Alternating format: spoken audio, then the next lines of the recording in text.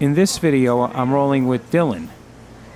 Dylan is an experienced white belt. So here we go. He's keeping his head in a bad place, and I'm able to just lock in the guillotine. I was going to go for the high arm, but I didn't need to. He tapped. I'm revisiting the guillotine. It was popular at Marcelo's, but it was hard to get anybody with it because they all, seen it coming. But anyway, this white belt is, I call him Mini-Me because I've been giving him a lot of tips, a lot of pointers, and I've really watched his jiu-jitsu improve. So now he's asking me, how he could have avoided that, and I'm basically telling him it's a head position thing. You really just gave it to me. And here we go. We're going to reset. So I'm kind of teaching as we roll. This is how we usually roll.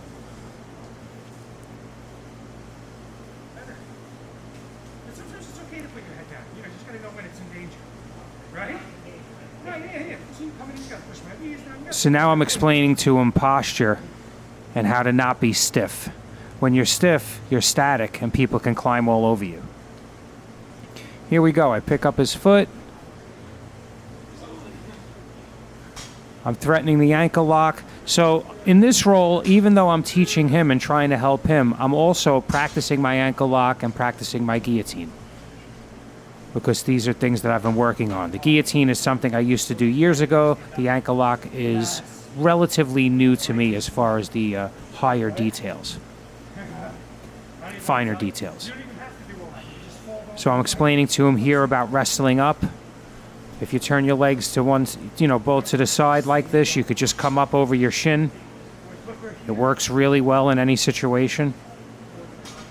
Instead of actually trying to stand up or, you have to put your hands on the mat. This way you just come right up over your shin. Here we go, re-engaging. He's got head control. Oh, he put his head there again. Now I'm doing the guillotine to mount. But he's defending pretty well. I'm not going, believe it or not, I'm not going 100%. I'm trying to be relaxed. I'm not pressuring him. I'm not killing him here. I'm just containing him. So I let go of the guillotine because I didn't finish it right away with perfect technique. And now I'm just riding him without crushing him. I do have my feet crossed under his back because he keeps bridging. He's not just bumping, he's bridging and holding it, and that's allowing me to put my feet under his back and really connect to him. Here we go. He's shrimping out, but, he's trying to do it while I'm controlling his wrists. So here I'm explaining what I consider like an A-frame. I don't know why I call it that. But you put an A-frame on the waist and then shimmy out, you're able to slide out. If you just let me control your wrists, it's really hard to get out of there. So now I'm showing him like the kipping escape. If somebody's mounted you, you gotta use, jack them up. There you go. You can look that up in other instructional videos. So now we're starting back again. If you notice, this round is about 10 minutes because of the pauses to teach. In the background, it's an open mat. The bell's going off, but we're focused on improvement. So here we go. I'm doing the snap down. Then when he pulls back, I push him. That's another principle I've been working on, the push-pull.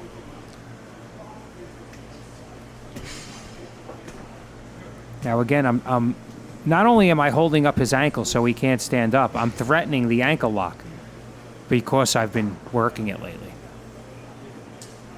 So it's a great addition. Footlocks are a great addition to the game.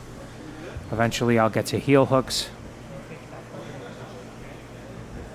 So now I'm explaining by him leaving that front foot forward the way he does, it allows me to grab it and push him back.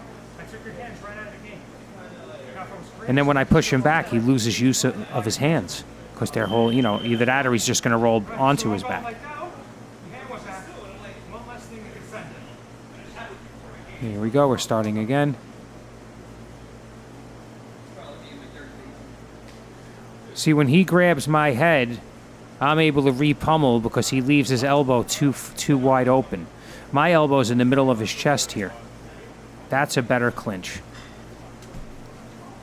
Oh, here we go. The head's back there, and I'm able to just finish right there.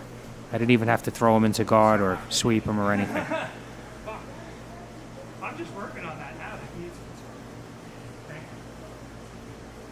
you. You know, I spend a lot of time setting up these submissions, but sometimes they present themselves in a manner that's, you know, I don't have full body control, but I could still finish. All right, brother. Teaching me to see it again. I've been working on my pins for so long, I forgot that that was available. Now I have like an arm drag, and I use that to gift wrap them and spin to side control, which I pretty much, I mean, I just invented that on the spot. I feel like the deeper, you know, I understand the principles, the more experimental I can become. I don't really learn like step 1, 2, 3. I'm a principle-based learner.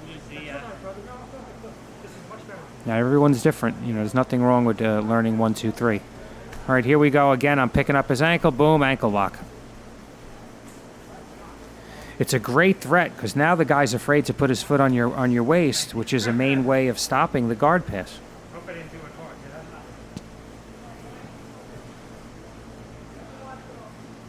I? Doing some grip fighting.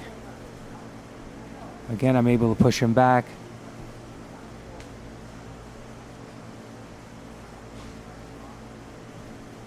I'm looking for the clinch.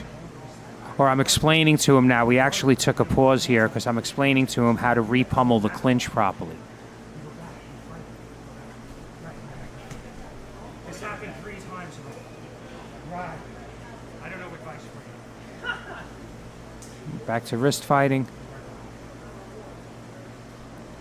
But yeah, Dylan's a great student. I call him Mini-Me because I was watching him roll recently, and he was playing De La Hiva, and he looked like me. And I think he's got a bright future. Here we go again. I was able to just ankle lock without even the position again. Just catching the submission when I see it. Better, you're hiding it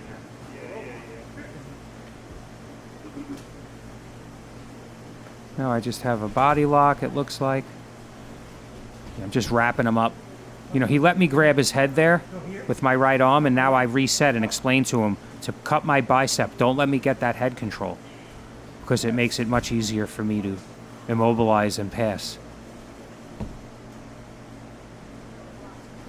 By the way, it's about 100 degrees in the gym today.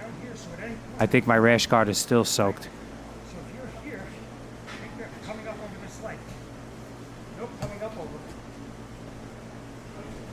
Yes! That's simple. Just twist this leg back. Again, I'm explaining the wrestle up where you turn your shin and just come up over your shin. Whichever side you want to do. Because if you keep your front leg knee towards the ceiling, then your ankle can be grabbed and you could be pushed back. I love the ankle pick. So here we go. I let him go to half guard, and I'm probably working that half guard back take that I've been enjoying lately. It looks like he's getting out. I can't tell for sure.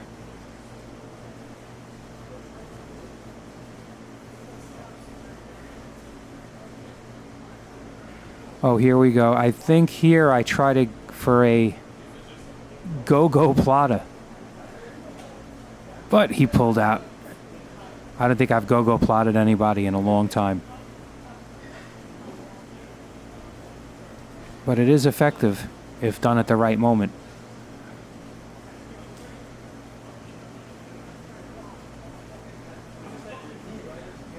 So here's where I explain the clinch.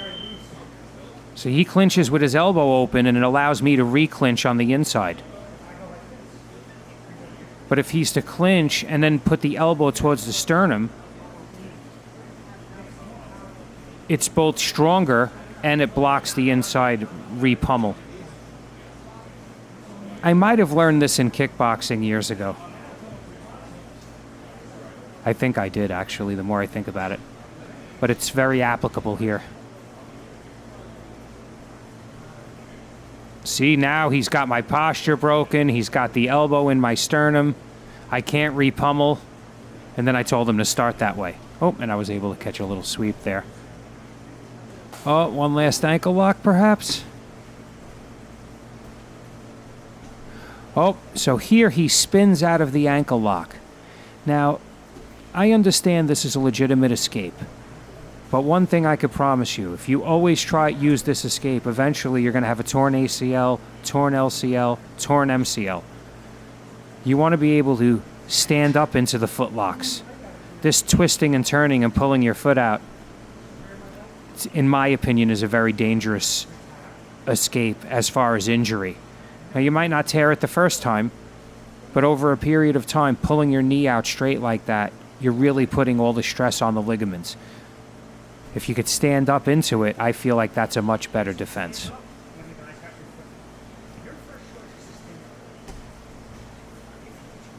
So I'm telling him the same thing. Over time, it's going to lead to injury. And injury takes you out of your game, you know. I'm 51 and I haven't been injured severely in 5 years. Anyway, please like and subscribe. Thanks for watching.